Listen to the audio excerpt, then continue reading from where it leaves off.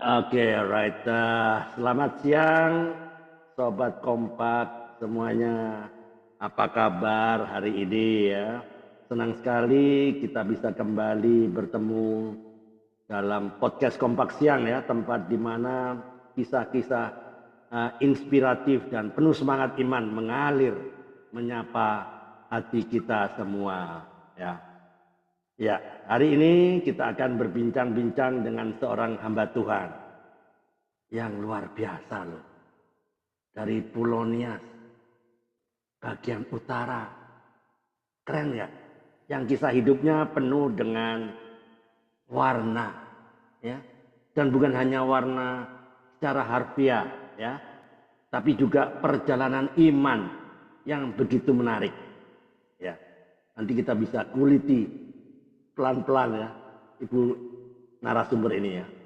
Narasumber kita adalah Ibu Pendeta Niat Zai, asal Nias Utara. Sejak kecil ya, beliau punya cita-cita yang mungkin terdengar umum, tapi sangat mulia. Ingin jadi apa sih? Seorang polwan. Wah. Ya, polwan loh ya. Sejak kecil ya. Ya, semua proses ya sudah dilewati dengan sungguh-sungguh, tapi ternyata Tuhan punya rencana lain. Ya, Bu Pendeta gugur ya dalam tahap tes warna. Ya, dan justru dari titik itulah ya langkah kaki iman mulai diarahkan Tuhan dengan cara-cara yang indah. Sejak kecil kan Ibu Pendeta Niat ini sudah terbiasa ya ikut pelayanan bersama kedua orang tuanya ya, dan saudara-saudaranya, dan ketika pintu menuju impian sebagai polwan tertutup, Tuhan ternyata membukakan jalan lain lewat beasiswa loh. Sekolah teologi saat SMA dia ya, beliau diterima di UKI Cawang. Wah, keren nggak?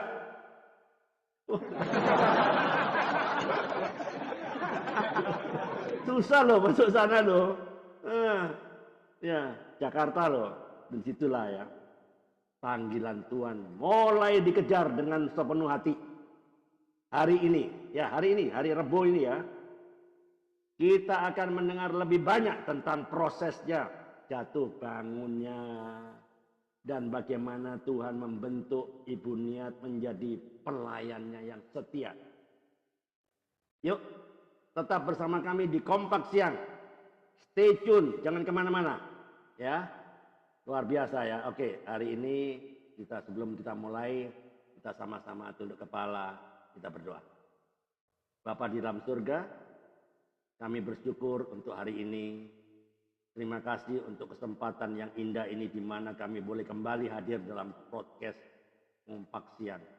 Kami percaya bahwa setiap pertemuan, setiap kisah, dan setiap percakapan yang terjadi bukanlah kebetulan, tapi bagian dari rencanamu yang ajaib, rencana Bapa yang luar biasa. Kami serahkan podcast hari ini ke dalam tangan kasih-Mu, khususnya bersama narasumber kami, Ibu Pendeta Niat Zai. Biarlah kisah hidup dan pelayanannya menjadi berkat yang menguatkan setiap pendengar.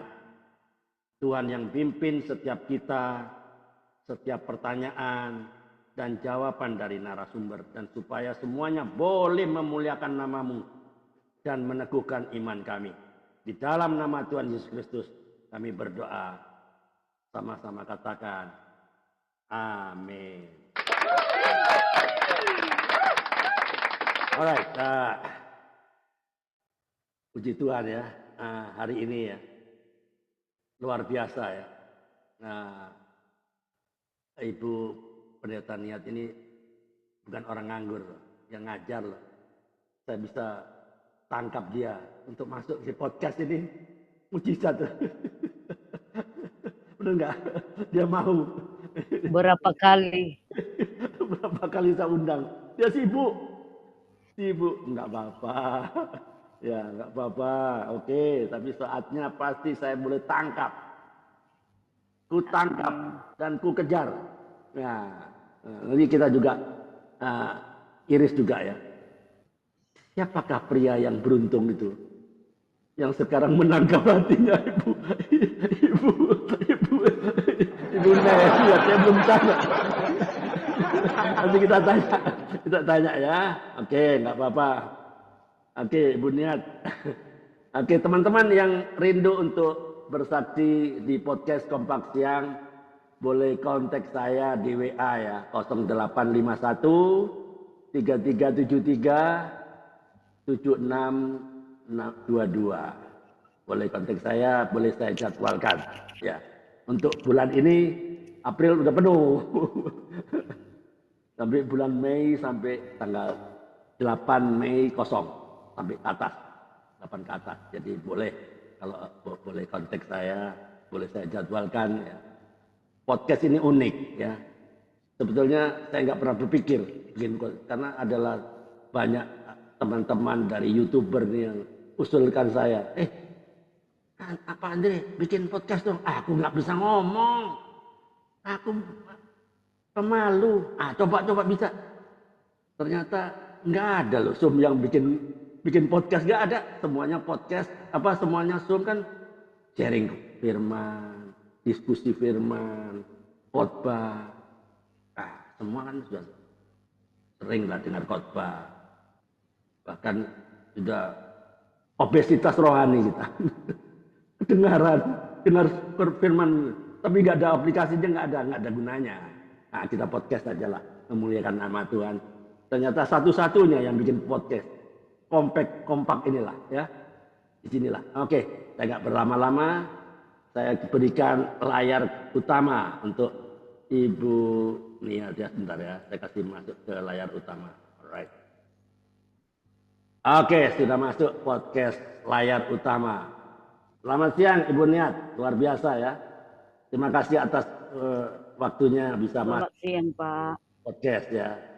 Ya, Bu Niat boleh kan secara singkat ya tentang keluarga Ibu, saudara kandung, berapa bersaudara, dan Bapak Ibu asal dari mana, Ibu dari mana? Ya.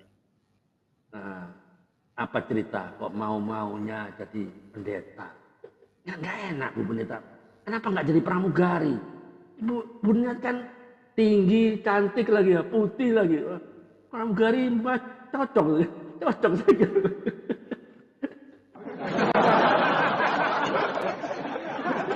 Wah, jadi pendeta loh. Wah, oke. Boleh cerita, silakan. The time is start now. The floor is yours. Baik. Silakan.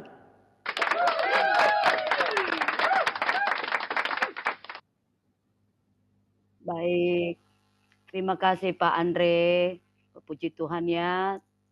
Sangat bersyukur buat hari ini boleh berjumpa dengan saudara semua. Saya sapa kita semua dalam kasih Tuhan kita Yesus Kristus. Salam. Pak Andre, terima kasih sudah diizinkan untuk bisa curhat, berbincang, membagi pengalaman dalam Zoom kita, yaitu kompak.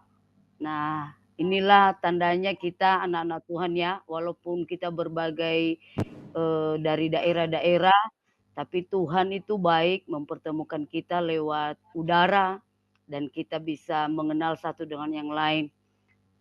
Saya mulai dari memperkenalkan diri, nama saya yang orang tua kasih sejak kecil, nama saya adalah Niat Atizai.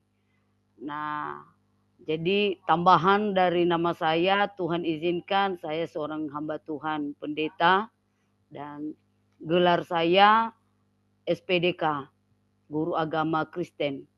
Nah, saya lahir dari keluarga Bapak Ibu Amanidar Zai yang dari Kecamatan Sabun, Nias Utara, asli dari Nias.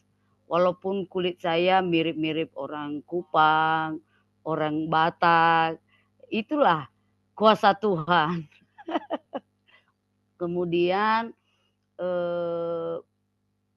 kami bersaudara itu 5 orang.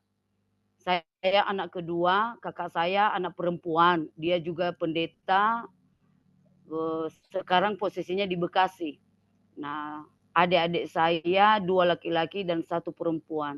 Jadi kami 5 orang bersaudara. Nah, itulah karya Tuhan dalam keluarga kami. Kakak dan saya itu hamba Tuhan. Melayani itu pekerjaan rutinitas kami sampai sekarang. Dan ketiga adik-adik saya yang lain, mereka perawat, dan yang anak perempuan terakhir itu seorang bidan. Nah, begitulah kisah keluarga kami. Nah, saya itu sudah berkeluarga ya, saudara. Saya mempunyai suami yang sangat ganteng. Ya, tadi Pak Andre bilang siapa sih yang beruntung? Nah, dia marga Lauli.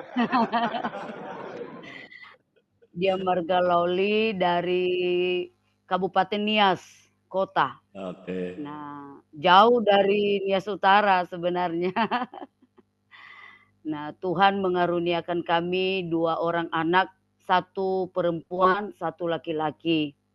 Nah, dan saya diberi bonus sama Tuhan. Diberikan anak-anak tambahan, yaitu anak-anak asuh yang sudah kami angkat. Ya, ada 5 orang.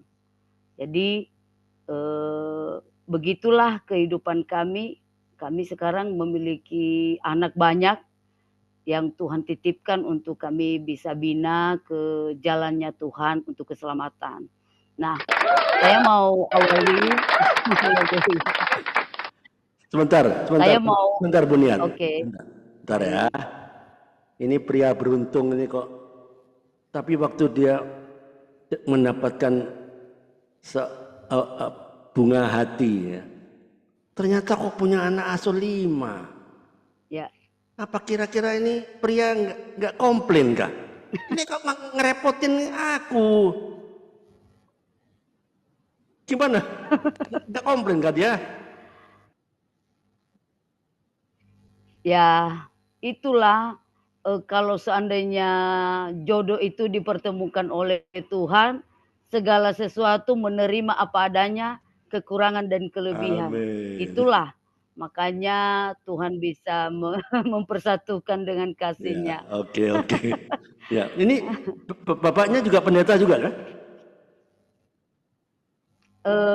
Awalnya suami itu dia seorang yang di bidang proyek. Oh, proyek. Nah, Oke. tapi sejak kami merintis pelayanan di Nias Utara, kami sekarang bersama-sama melayani di gereja. Oh, jadi sekolah teologi juga?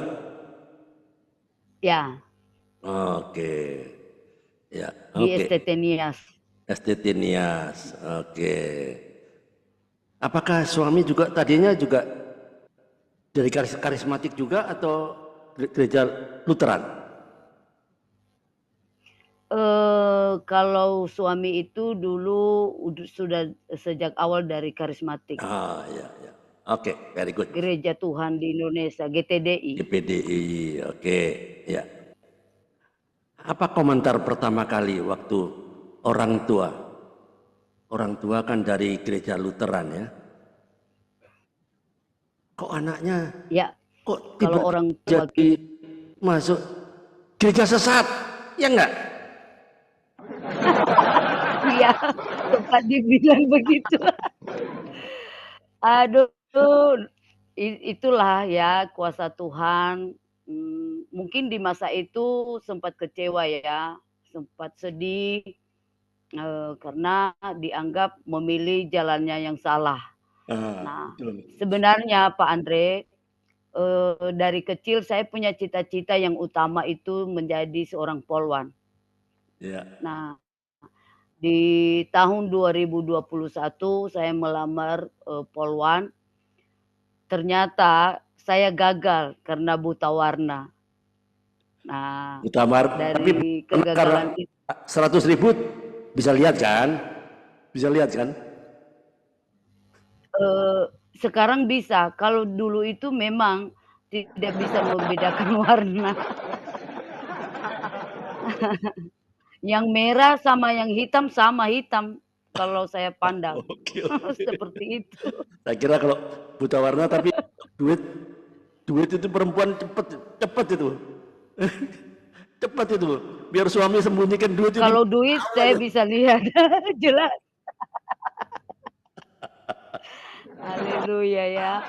Jadi padahal dengan cita-cita saya jadi polwan Pak Andre, saya banyak persiapan dulu. Saya Ah, belajar bela diri, saya, mempersiapkan diri. Pokoknya jiwa saya itu dulu tomboy. ah, Tidak ada saya punya rok, semua celah. celana semua. Pakaian itu ya seperti pakaian cowok semua, ya tomboy kali. Itu dulu karena cita-citanya memang, Polwan. Ah, jadi ya, polwan, ya, ya. itu. Memang ya, cara Sempat Tuhan ya, juga cara Tuhan ya. waktu gagal ya, sempat juga dulu waktu saya gagal, sedih sekitar setahun itu. Iya, iya. Apa? Pernah nggak komplain sama Tuhan? Saya kan melayani kok, saya kepingin masuk polwan kok ditutup jalannya Tuhan. Adakah perasaan seperti itu? Eee, Doa saya nggak dijawab ya Tuhan. iya, saya memang, gimana ya, komplain, kok Tuhan ini menciptakan saya tapi tidak mengizinkan saya dengan keinginan hati saya Iya. mau jadi polwan. Sempat, waktu saya gagal itu, saya masuk ke asrama susteran. Oh, Apa yang saya lakukan di sana, saya menemani seorang suster untuk menjaga anak-anak TK, sambil saya belajar menjahit. Jadi itu hanya 6 bulan. Hampir juga saya mau jadi suster. Itu maksudnya karena bisa, kekecewaan.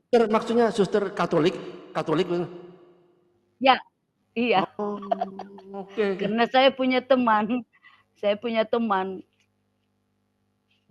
Dan merasa nyaman ya di asrama susteran, jaga anak-anak asuh gitu ya, sehingga ya, tarik jadi jadi biarawati ya, pelarian, jadi biarawati ya. ya. Oh, Itu keinginan saya sempat. oke, oke, very good.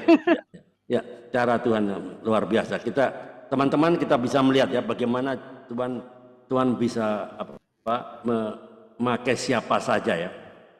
Mungkin menambah Ya, bagaimana mendewasakan iman Ibu Niat, dicemplungkan ke asrama susteran kan, ya mungkin untuk salah satu proses kedewasaan iman ya. Mungkin nggak sampai nggak perlu jadi suster atau, ya, tapi untuk iman itu sebagai dewasa enggak. supaya tumbuh rohaninya, saat teduhnya, mungkin berdoanya, mungkin baca Alkitabnya, sehingga sudah cukup matang, baru dapat beasiswa. Seperti itu kah? Ya, itulah caranya Tuhan. Berarti Hampir saya teman-teman ya. mendaftar mau kuliah. Hampir saja saya mau mendaftar kuliah kesusteran. Oh, biarawati. Oke, oke. Yang ya, yang waktu itu kami akan dikirim ke Surabaya. Wow. Itu rencana. Nah, tiba-tiba saya pulang dari asrama, pulang ke rumah. Nah, waktu saya pulang ke rumah, bapak mama udah marah-marah ini sama saya. Mereka pikir saya sudah, pindah agama lagi.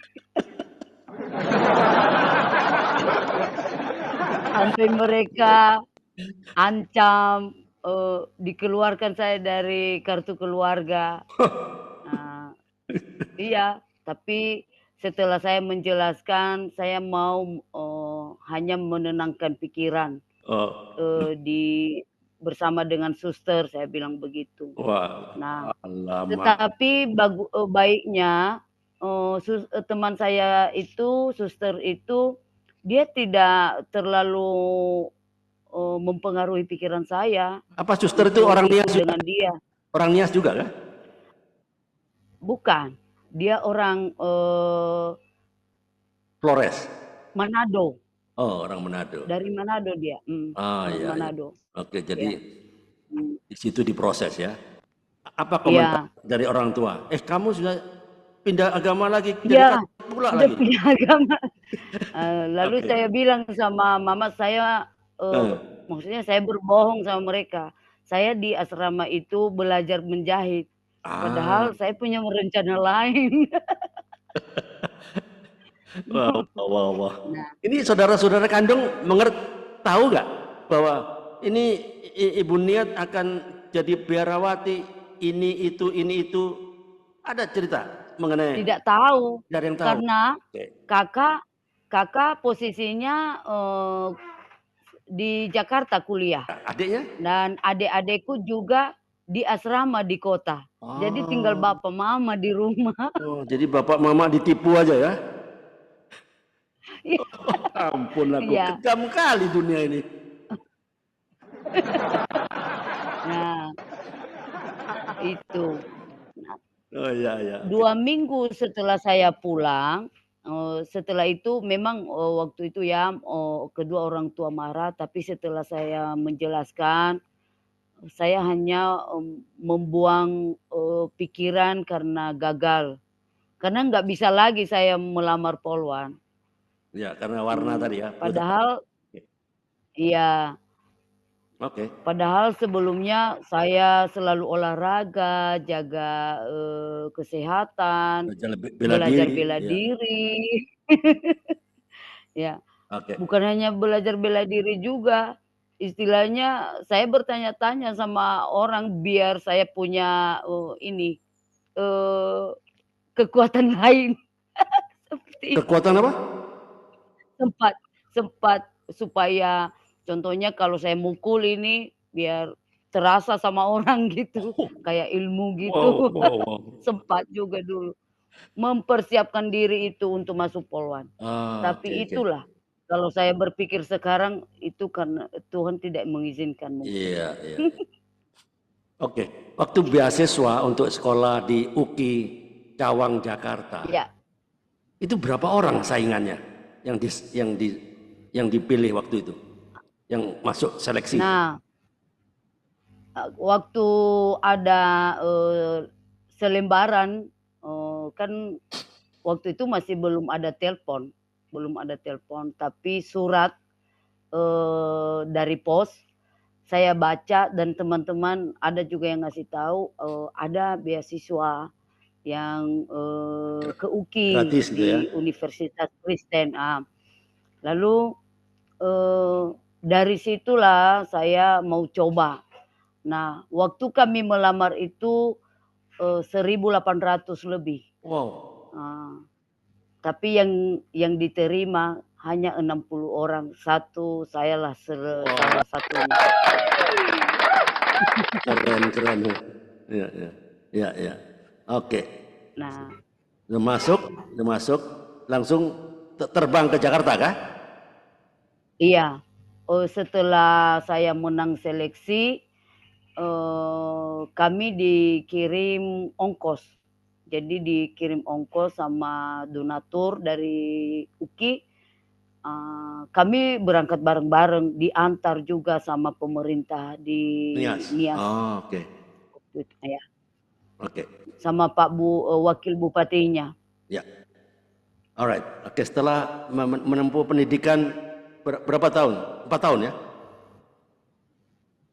Eee, 4 tahun di perkuliahan, 3 tahun kami, dikirim, karena kami beasiswa ada ikatan dinas, Oh, di mana? Ikatan Dinas? begitu.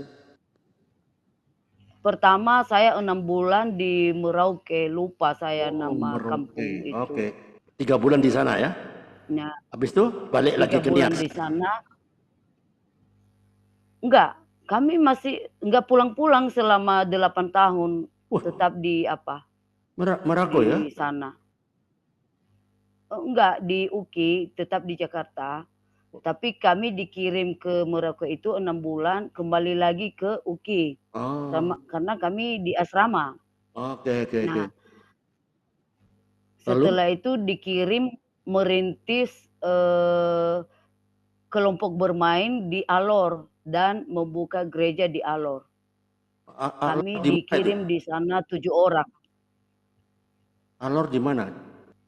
Gimana, daerah mana itu? Eh, Maluku? Pokoknya daerah pesisir pantai. Eh, di sana lupa saya nama kampungnya karena berat sekali menyebut nama kampung-kampung di Ah, sana. iya, Jadi oke. pesisir pantai. Jadi waktu kami di sana juga kaget juga banyak yang saat kami masuk di situ banyak yang ada penyakit yang musim di sana AIDS Oh, oke. itu. Ya, Tapi Tuhan menolong kami. Tuhan menolong kami. Tapi sempat kelaparan kami di sana. oke. Kenapa kelaparan? Nggak ada biaya yang dikirim? Bukan lama kedatangan kebutuhan kami Oh, barang-barang karena makan kami ke kampung-kampungnya lagi, agak ke pedalaman, ke hutan-hutan. pedalaman ya. Ya, Oke, oke, oke. Terus kembali berapa lama kembali lagi ke Uki lagi? ya. Oke. Kami di sana tadinya mau rencana 2 tahun, tapi karena kesulitan kami, di situlah saya, awal sakit. Saya lumpuh 2 minggu, Wah, kenapa ya? kekurangan gizi. Oh, oke, oke. Ya, ya. Kami semua terkena demam berdarah. Oh, banyak nyamuk ya berarti? Ya. Iya, iya. Berapa tahun di sana di Alor? Di Alor? 1,5 tahun. Habis itu kembali lagi Jadinya. ke Uki. Dipercepat, ya. Nah, Kembali lagi ke UKI, setelah itu? karena saya sakit, saya dirawat di rumah sakit dulu di UKI. Oke. Setelah sembuh, saya tinggal di rumah orang paman, di luar dari asrama, karena kesehatan. Jadi saya, sempat pelayanan di GBI Talitakum di Kranggan. GBI, oke, oke. Membantu pelayanan sana. Iya, ini saya tidak bisa bayangkan ya apa yang menimpa oleh Ibu Niat ya, sakit kurang gizi lah, susah makan di sana. Ya. Ini orang tua tahu nggak? Tidak Oh, tahu, nggak mau sengaja ngasih tahu nggak ya. mau Iya, ngasih iya, tahu kabar buruk. iya, Ya, nanti iya. cemas Oke. mereka. Tahunya Ibu Niat, oh fine aja lah ya. Oke, alright. Iya. Tapi kami walaupun demikian Pak, kami sukses. Kami rintis gereja 3 dan 2 kelompok bermain. Oh, itu gereja apa di sana? GKI dulu. Itu nama organisasi. Oke, Gereja Kristen Indonesia ya. Karena donatur kita itu. Oh, karena donatur dari GKI ya. Alright. Ya. Oke, sampai kembali ke Cawang, Ibu Niat dirawat di rumah tidak di asrama kan, di rumah seseorang ya. Itu biaya-biaya Ya. masih tetap ditanggung nggak? Ditanggung karena mereka yang mengizinkan juga karena melihat Kondisi ya. kondisi Ya, oke. kami sangat sedih. Setelah itu berapa tahun Ibu Niat bisa balik lagi ke Nias? Setelah itu sekitar 2 tahun lagi karena menyusun skripsi meja hijau kami. Jadi sebelum karena saya juga di luar ya, tinggal sama keluarga, sama paman, Iya. adiknya mama. Nah, jadi setelah selesai wisuda, barulah pulang ke Nias. Oke. Ya, saya menarik sekali nih ya. Ya pengalaman Ibu Niat ya. Dikirim ke Merauke, tempat terpencil, balik lagi ke UKI, kembali lagi ke tempat Alor, tempat pedalaman, sampai susah makan, susah, kurang gizi lagi. Ya, saya tidak bisa bayangkan ya. Waktu itu Ibu Niat apa nggak pernah berpikir, Tuhan kenapa kok izinkan hal ini terjadi? Saya kan melaksanakan misi Tuhan. Saya bukan piknik hura-hura, tapi kenapa Tuhan nggak jagai saya? Malahan saya kurang gizi. Wah, apa cerita ini Tuhan? Nggak pernah terpikir di dalam hati Ibu Niat. Apa yang terjadi?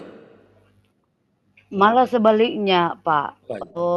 Kalau sebelum saya masuk ke daerah-daerah itu dalam pelayanan, awalnya saya hanya mencari gelar aja. Maksudnya sekedar kuliah mencari gelar. Oke. Tidak peka dengan apapun, pokoknya saya bisa kuliah. Membanggakan orang tua lah ya, ada gelar lah ya. Ya, mencari kebanggaan diri sendiri dan orang tua ya. biar Masuk mereka akal juga, senang masuk akal. bahwa saya mampu. Nah, tetapi setelah saya masuk ke ini, Pak, ke Ladang Tuhan ya. ke daerah itu, ya.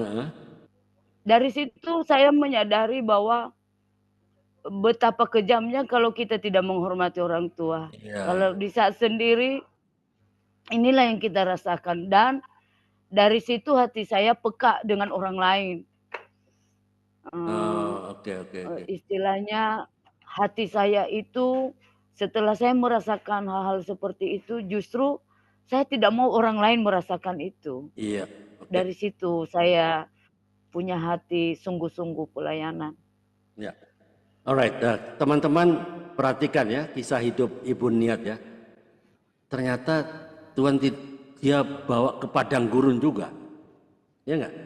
Sama dengan Bani Israel dipakai Tuhan untuk masuk ke padang gurun. Sebulan, 2 bulan, setahun, 2 tahun, enggak, 40 tahun loh. Iya enggak? Iya betul. Jadi itu enggak ada apa-apanya ternyata ya.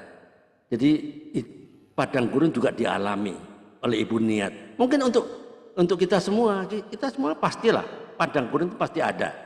Ya enggak? Pernah enggak baca di Alkitab? Ya. Yusuf juga masuk padang gurun ya. Dijual di sumur, masukkan sumur lah, dijual sebagai budak lah. Gitu. Tapi inilah cara Tuhan ya. Perhatikan teman-teman ya. Kisah hidup dari Ibu Niat ini. Itu ingin jadi pelajaran untuk kita semua. Alright, kita ganti topik ya. Waktu Ibu Niat ke UKI, ada sponsor, ada donatur, karena orang tua tidak apa-apa, tidak menanggung apa-apa. Tapi orang tua kan masih imannya Lutheran, masih ada protes. Kenapa anak saya jadi sesat? Bagaimana ceritanya? Ada Pak. Oke. Ada. Oh, iya.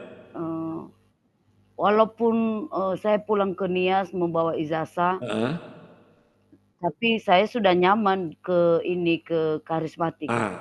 Jadi waktu saya ke Nias, saya mencari gereja karismatik. Pasti. Nah, udah mulai lagi hati mereka sedih. Dan mereka merasa saya melawan. Saya melawan mereka.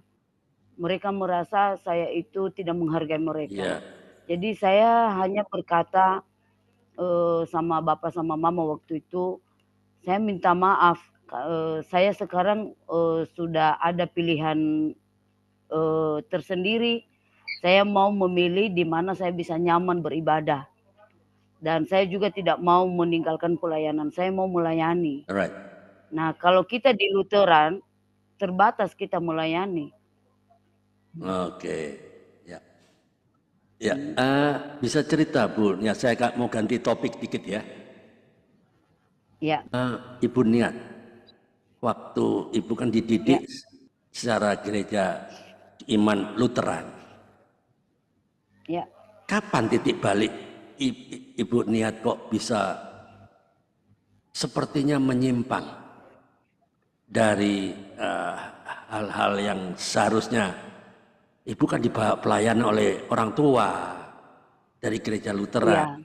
Kok malah dia tepuk-tepuk tangan ngapain? Ya enggak?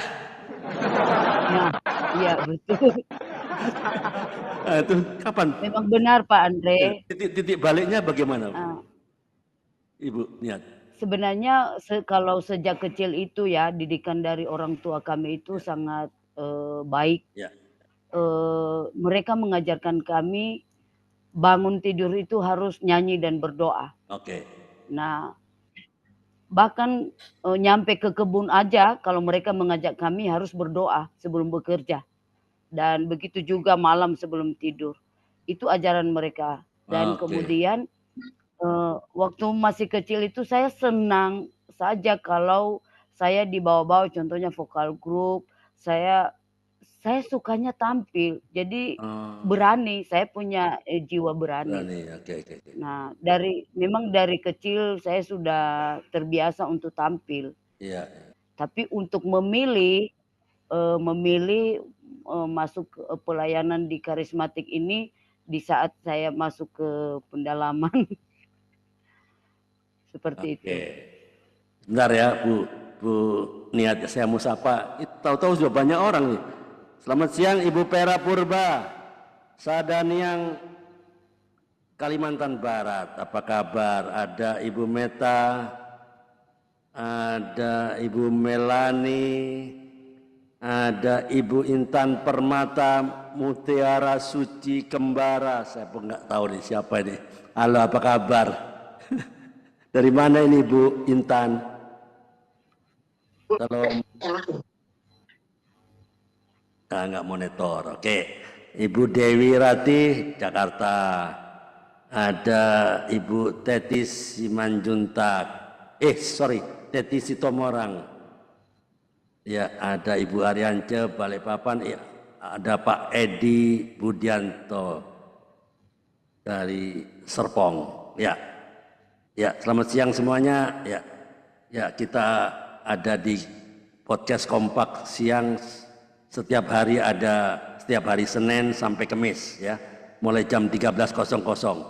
Ya, silakan stay tune di Zoom podcast Kompak siang ini. Alright. Nah, kalau ada teman-teman yang mau bertanya, silakan boleh buka mikrofonnya dan bertanya. Ini podcast, boleh tanya jawab kan? Tidak harus saya. Ya, silakan kalau ada yang mau bertanya. Oh, Ibu Arianca kah? Boleh. Ya, boleh. Oke. Saya kasih dulu ya. Kasih. Bentar ya Bu Arianca. Nah, saya disclaimer dulu. Jika ada pertanyaan dari saya atau dari peserta yang mungkin pertanyaan yang sensitif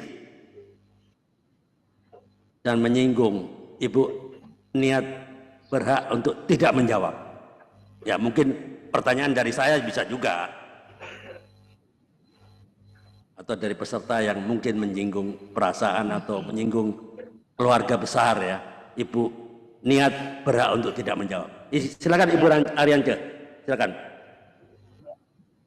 Boleh dibuka mikrofonnya dan terima kasih atas waktunya. Kameranya, supaya teman-teman bisa lihat. Kapan? Udah jelas. Sudah di. Ya. Oke. Makasih atas waktu.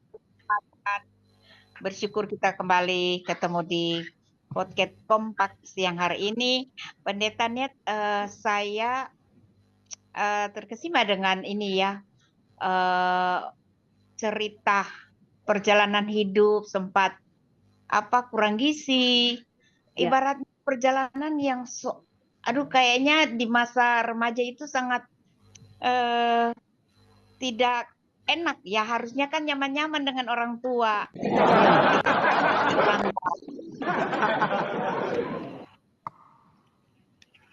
Dan dengan perjalanan hidup Ibu Pendeta, sekarang akhirnya menampung anak-anak asuh ya. Iya.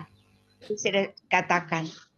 Apakah ini karena perjalanan hidup masa lalu itu ya mengalami tidak nyaman ya, sehingga mau menampung anak-anak itu supaya jangan sampai deh kalian anak-anakku ini jangan seperti saya. Apa begitu atau punya motivasi lain Pak? Apa Ibu Pendeta?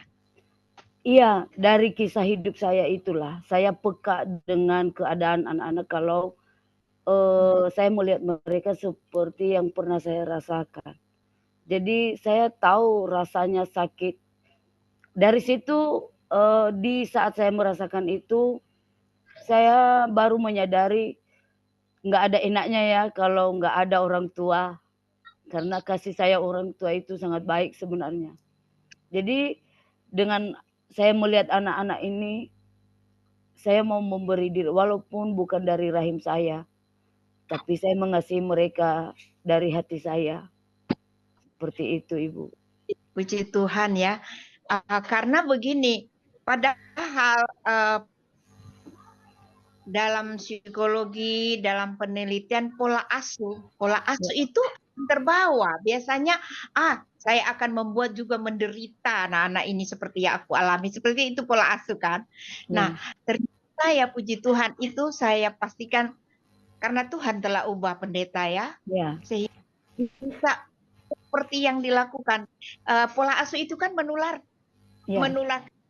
Ya kan seperti itu. Tapi ini tidak, ketika masa lalu menderita ya saya jangan mau dah anak-anakku seperti itu. Nah, itu cuma bisa dilakukan ketika orang sudah dipulihkan. Iya. Apa begitu pastinya ya Bu Pendeta. Iya begitu. Terima kasih. Satu hal lagi saya mau tanya, ketika ketemu sama Bapak, apakah memang sama-sama sudah di pelayanan atau enggak? Tidak, hanya saya yang pelayanan. Wow, berarti dua menjadi satu di pola jalan hidup juga masing-masing tadinya. Kemudian dibawa Tuhan menjadi itu ya kan? Itu juga wow, itu juga luar biasa karena begini. 18 tahun sudah berkeluarga, kurang lebih 3 tahun berjuang untuk membawa dalam pelayanan. Itulah mukjizat Tuhan. Perjuangan yang hebat ya, tapi tidak berdarah-darah kan? Enggak. Puji syukur saya menyaksikan bagi kita, kalau sejak saya menikah, suami itu tidak pernah memukul saya. Kami memang berdebat, berbeda pendapat. Iya, berdarah-darah ini dalam tanda kutip atau tidak, dengan berjuang. Aduh, kayaknya bagaimana membawa supaya kami jadi satu misi visi, yaitu menyenangkan hati Tuhan itu kan. Wow banget kan ketika bisa 3 tahun itu kan pasti ada ini, aduh saya mau ke kiri, dia mau ke kanan, ya kan? Seperti itu, tapi bukan dalam fisik berdarah-darah, tapi hati ini hancur. Aduh, betapa kepingin aku kau berdampingan dengan saya ketika aku pelayanan di situ, misalnya kayak gitu. Itu kan ada apa ya di hati itu pastilah ya seperti itu. Betul, jadi akhirnya ya akhirnya mungkin terbawa. Ya itulah maksud saya, yang berdarah-darah itu jadi kayaknya sesuatu ketika mengajak menjadi sehati, sepikir, dan sevisi dalam pelayanan. Ya puji Tuhan ya. Itu aja mungkin, nanti lanjut. Silakan Pak Andre. Oke. Ini pertanyaannya Bu Arianca nih. Mana dia berani, suaminya berani sama Ibu Pendeta. Dia cukup bela diri.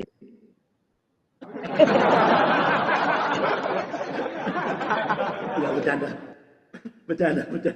Ya, oke. Iya Pak Andre. Oke, ada yang mau bertanya lagi, silakan. Terima kasih Bu Arianca sudah bertanya.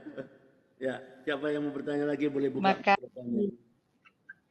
Oke. Kita lihat ada Ibu Dewi Rati, Ibu Pak Edi, Ibu Melani, Ibu Metatong.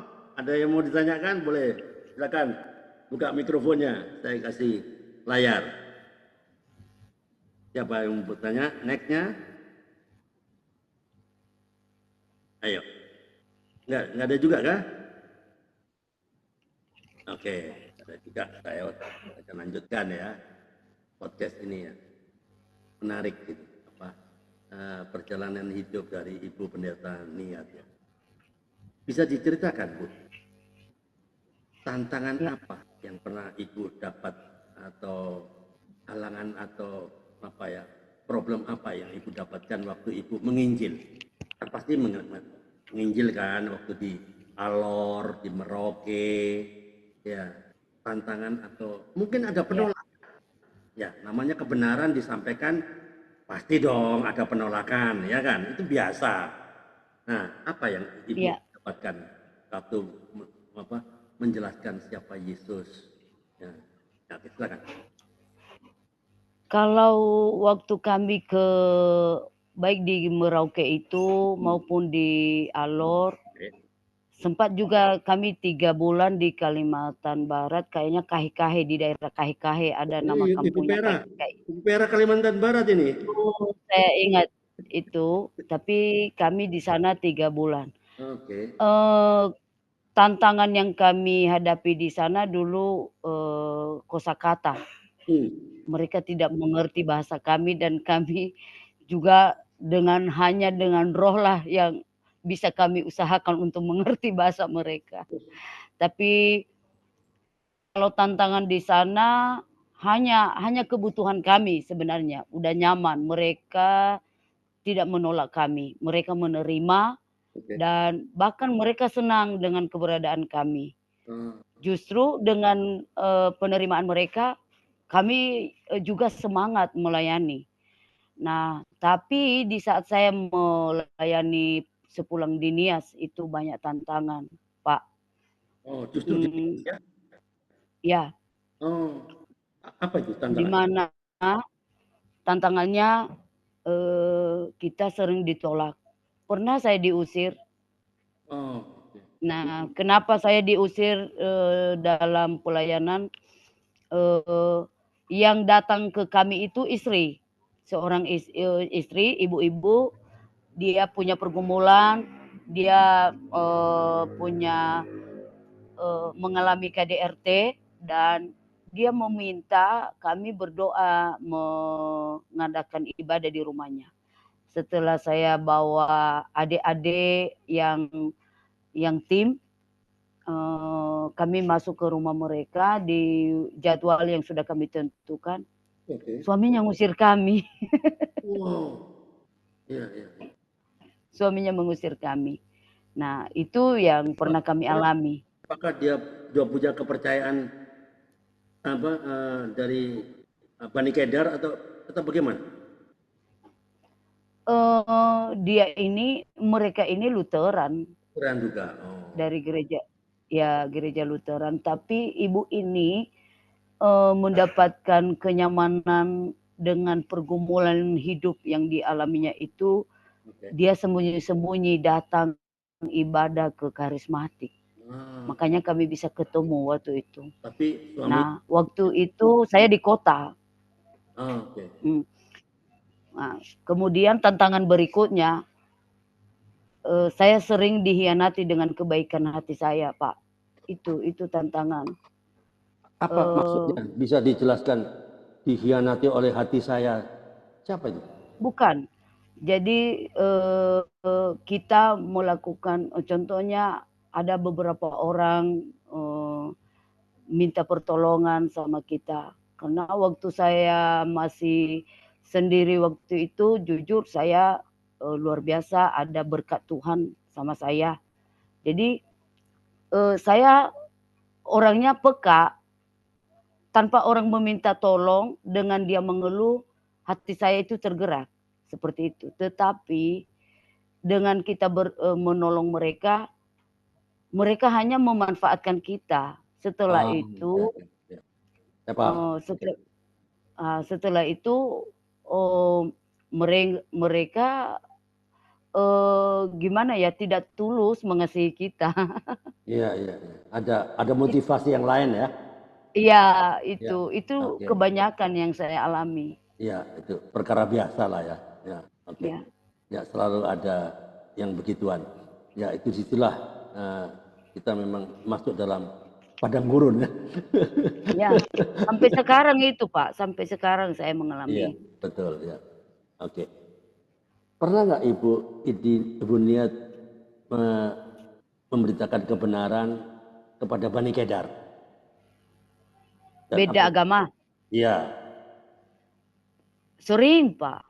Nah, Ada yang barusan kita baptis malah. pernah nggak ditolak oleh Bani Kedar?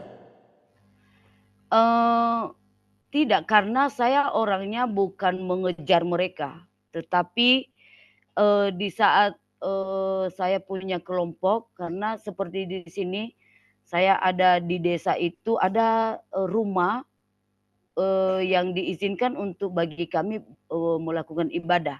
Nah, mereka Oh, datang ke sana. oh, mereka sendiri yang datang ya? Iya, itu. Oke, Jadi oke. kita tidak mengejar mereka, Oh, "Ayo masuk, datang. begini," enggak seperti itu. Oke, Seperti itu. oke. Katakanlah ya, waktu ibu niat mungkin di ruang tunggu rumah sakit atau apotek selama duduk menunggu, mungkin di bangku sebelah ini duduk seorang wanita yang ibu tidak kenal. Nah, Ya, pasti dong tergerak untuk berinteraksi. Nah, pernah ya. nggak berinteraksi dan ngomong-ngomong mengenai hal-hal rohani? Nah, bisa cerita? Sering, itu lebih kebanyakan, Pak. Oke, Jadi, itulah. ya Hmm, pernah ada, kesan yang sangat, istimewa dalam hati saya. Oke. Waktu itu, saya sedang, membeli, peralatan dapur di suatu toko di kota. Nah, Oke, kami kan menunggu ada antrian karena saking banyaknya, jadi banyaknya. antrian. Nah, saya ada ketemu seorang bapak-bapak udah kurus sekali dan mereka itu baru keluar dari rumah sakit. Nah, Oh, kebetulan mereka mampir ke situ karena ada yang mau beli. Nah, jadi awalnya saya hanya duduk dan memperhatikan. Nah, setelah saya melihat dia gemetaran, pucat, saya bertanya, "Pak, Bapak sakit kah? Udah makan kenapa gemetaran terus dari tadi?" Saya bilang begitu.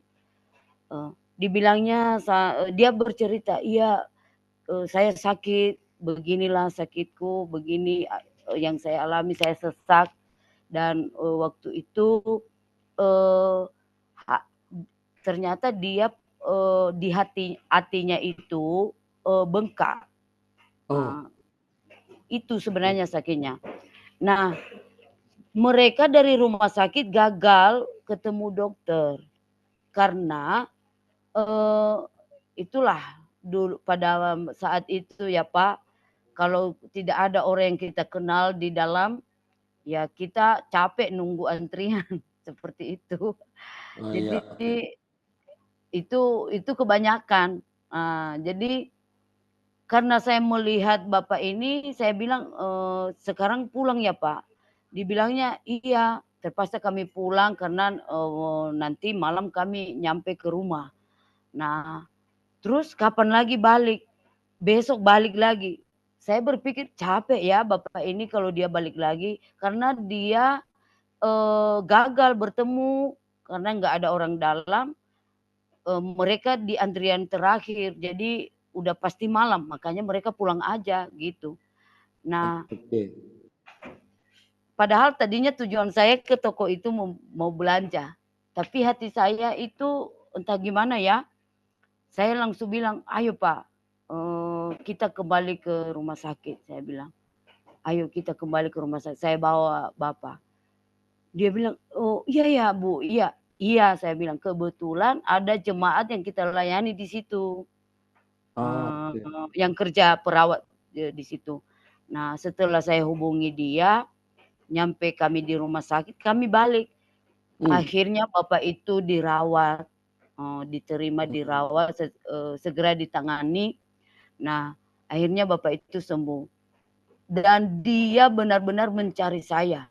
Waktu kami pertemuan itu, dia hanya bertanya, "Siapa nama anak saya?" Biasa kami kalau, orang Nias itu nama panggilannya itu nama anak pertama. Ah, oke ya. Ya, ya. Jadi Saya paham. contohnya mamanya Suci, itu Hmm. nama anakku yang pertama. Jadi Hmm. hanya itu yang dia tahu dan kecamatan di mana saya tinggal. Dia Oke. nggak tahu, desanya di mana, rumahnya di mana, dia nggak tahu. Nah, setelah dia sudah dirawat di rumah sakit, dia sembuh dan benar-benar mereka mencari saya. Mereka mencari saya karena kalau kami tidak ketemu dia terlambat ditangani. Dan puji Tuhan, saya senang istilahnya dengan caranya Tuhan saya bisa menjadi berkat bagi orang lain. Bukan Amin. dalam arti harus saya memberi mereka uang baru saya menolong, bukan. Tapi dengan cara itulah Tuhan memakai saya untuk bisa menolong mereka. Karena kesaksian Bapak itu kalau seandainya terlambat dia ditangani, dia tidak bisa Total. tertolong. Nah, akhirnya apa? Mereka pindah jadi masuk ke karismatik jadinya. Oh, tadinya apa dia? Keluarga Lutheran. Oh, tadinya Lutheran. Oke, Nah, oke, oke. Ya, dia betul-betul menerima apa perubahan karakternya dia ya, Bapak itu ya. iya, Alright, iya. oke. Ini ada yang mau bertanya nggak nih? Boleh? Nggak perlu saya juga, nggak perlu saya bertanya kan? Saya ada banyak di kepala saya ada banyak pertanyaan. Saya nggak mungkin kehabisan. Silakan, ada yang mau bertanya? Boleh buka mikrofonnya. Halo, Kalimantan Barat, Ibu Pera. Oh, nggak ada yang Sibuk monitor. bikin kue hari raya itu. Hari raya apa? Apa hari ini? Hari Paskah. Oh, Paskah sudah lewat kan? Iya kan sebentar lagi Pentakosta. Oh, pencurahan Roh Kudus. Oke. Ya, itu waktu mungkin waktu menunggu di ruang tunggu atau di mana ya. Kebetulan Ibu pernah cerita berinteraksi kepada orang yang Bani Kedar. Pernah nggak? Ya, Nah, silakan. pernah. Jadi kebetulan suatu waktu saya dipanggil di sebuah keluarga.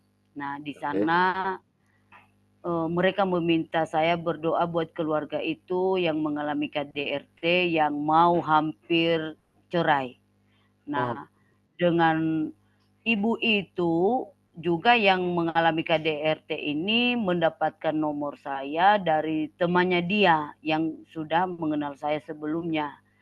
Nah, dia nelpon curhat tentang yang dia alami karena suaminya itu menghancurkan usaha mereka, modal mereka dengan judi. Nah, jadi selain judi, selingkuh lagi. Jadi sakit hatinya itu semakin dalam. Nah, jadi dia mengambil pilihan dan dia minta saya mendoakan dia supaya pilihannya itu Tuhan izinkan. Nah, setelah saya mendengar itu, inilah dia. Saya konseling dia, saya arahkan dia bahwa kita anak-anak Tuhan hanya sekali menikah dalam seumur hidup. Amin. Kecuali kalau maut yang Jadi kalau seandainya kita mengalami suatu masalah dalam keluarga atau suami kita tidak searah dan tidak sehati dengan pikiran kita, dengan apa yang mau kita pikirkan untuk kemajuan keluarga, berarti Tuhan mengizinkan kita sebagai seorang perempuan yang tanggung jawab yang Tuhan izinkan bagi kita sebagai seorang penolong untuk bisa menolong pasangan hidup kita bertobat dan benar-benar kembali ke jalan yang benar. Nah, jadi dia bilangnya enggak sanggup saya karena dia diselingkuhin, enggak sanggup. Nah, dia hampir mau bunuh diri malah. Nah, setelah saya konseling beberapa kali kan Pak, nah akhirnya hatinya itu menerima kembali suaminya. Amin. Dan mengampuni ya. Dia tekun berdoa. Nah, mengampuni. Dia meminta saya untuk melakukan ibadah di rumahnya. Nah, di saat kami jadwalkan, orang yang beda agama inilah datang ke sana. Di saat kami sedang ibadah, mereka mendengar dan sekeluarga malah mereka. Puji Eh, Tuhan. eh, suami istri dan 5 orang anak. Wah, luar biasa ya. Satu orang bertobat, isi rumah diselamatkan. Amin. Ya, Ya itu. ya, ya. Oke. Oke, ya ini saya dapat Melani bilang Alor itu di dekat Kupang ya. Ya, Nah, ya Kupang Flores itu kan agama Lutheran. Ya.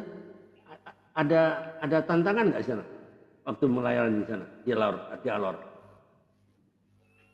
tidak ada tantangan di saat kami melayani. Justru mereka yang nggak tahu juga ya daerah yang kami datangi itu. Welcome aja.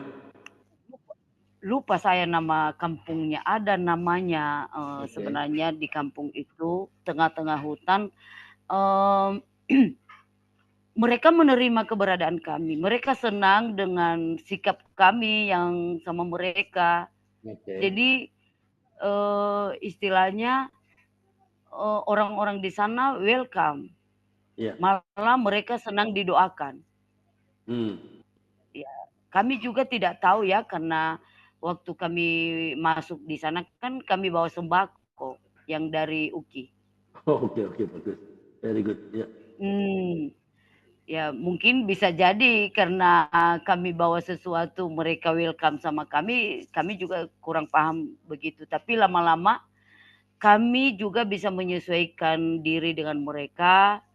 Istilahnya kami nggak sok-sokan mentang-mentang dari kota, mentang-mentang berpendidikan. Ya. Enggak juga, kami menyesuaikan diri aja.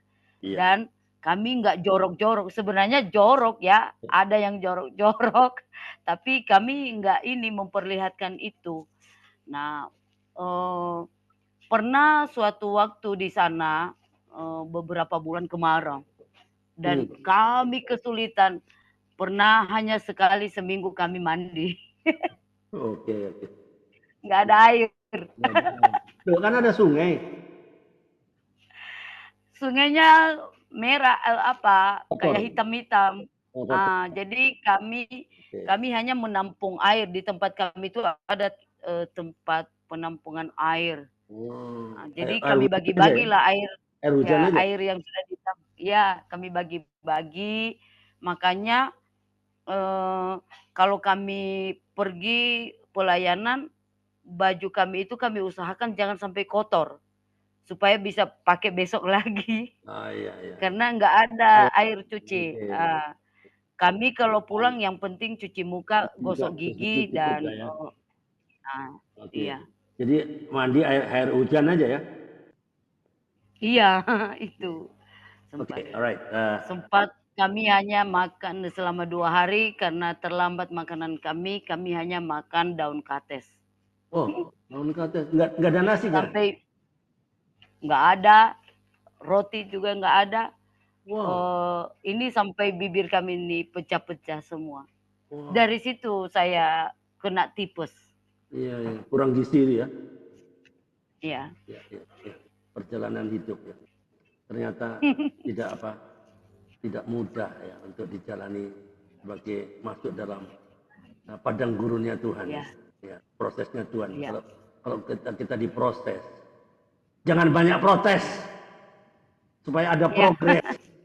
Ya enggak? Amin. Kalau banyak protes, nggak ada progres. Ya enggak? Oke, saya mau kasih, ada yang mau bertanya?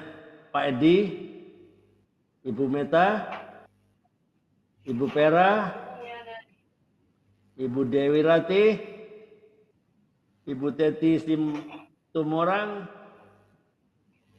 Ibu Arianca. Ada yang mau bertanya? Nggak ada yang bertanya kah? Oke, saya tutup ya. Puji Tuhan. Oke, nggak apa-apa. Kita tutup karena waktunya nggak banyak. Ya, Bu. Yang di YouTube banyak malah. yang di virtual Zoom-nya cuma 9 orang. Tapi yang di YouTube banyak ini kelihatannya. Mungkin jangan-jangan orang Nia semua nih ya. YouTuber. Haleluya. Ya oke lah, nggak apa-apa.